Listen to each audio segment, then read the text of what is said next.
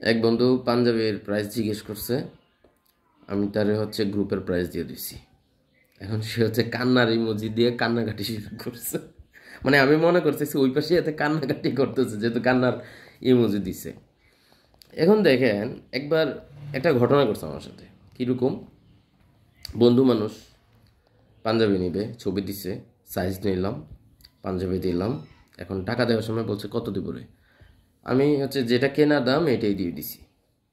এখন পরের বার কী করছে জানেন? 4-5টা পাঞ্জাবি নিবে, বলে যে এগুলা 100 টাকা করে কম রাখ, তুই তো লাভ করছি।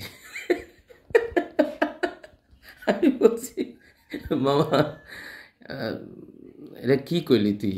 আমার তো বিজনেস লাটে উঠবে। কেন? আমি তোরে এর আগের বার একদম যে টাকায় কিনছি জাস্ট নিয়ে দিয়ে দিছি তোরে। বন্ধু মানুষ, এখান থেকে আমার তোর কাছ থেকে আমি লাভ করলাম না, ঠিক আছে? এখন তুই যদি আমার এটা করস তাহলে কেমনি হয়? এখন দেখেন, আমি ম্যাক্সিমাম ক্ষেত্রেই বন্ধুদের ক্ষেত্রে পাইকারি প্রাইসটা দিয়ে দিই।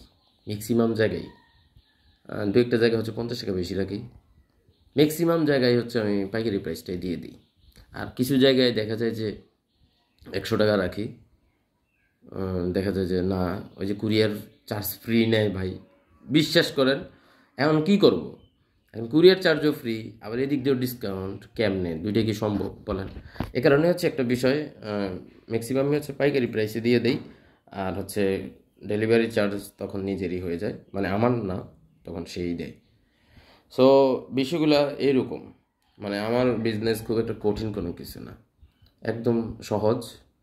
বন্ধু বান্ধব খুব বেশি পরিচয় হইলে গ্রুপের প্রাইস এমনভাবে দেওয়া যে ধরেন যে অনেক বেশি লাভও না, একদম লসও যাতে না হয়, বিষয়টা এইরকম। এরকম প্রাইস দিলে হয় কি, মানে সবাই নিতে পারে, সবার বাজেটের মধ্যে হয়ে যায়।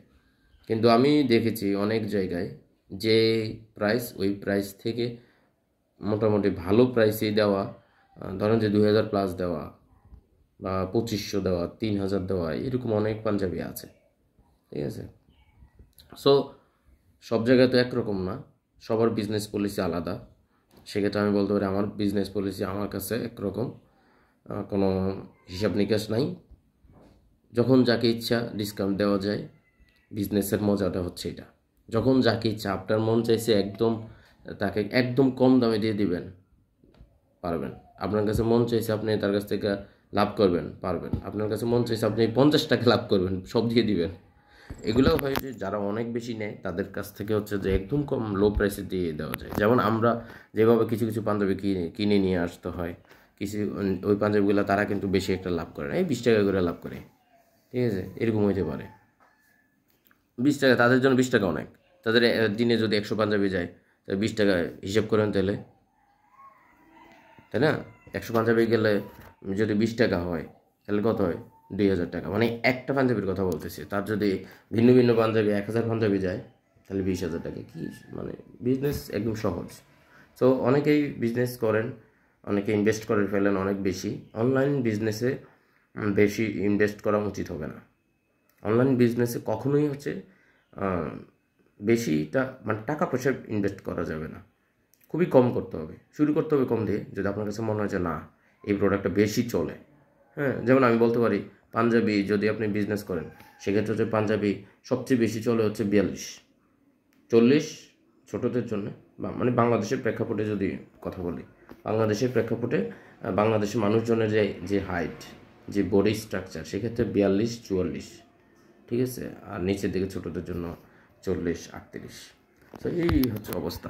সো যারা অনেকে বিজনেস করতে চান, আমি জানি অনেকে বিজনেস করতে চান, কিন্তু তাদের বিষয়ে যে ঘাটতিটা, টাকা পয়সা আমার কাছে মনে হয় না ঘাটতি। টাকা পয়সা কোনো ঘাটতির বিষয় না।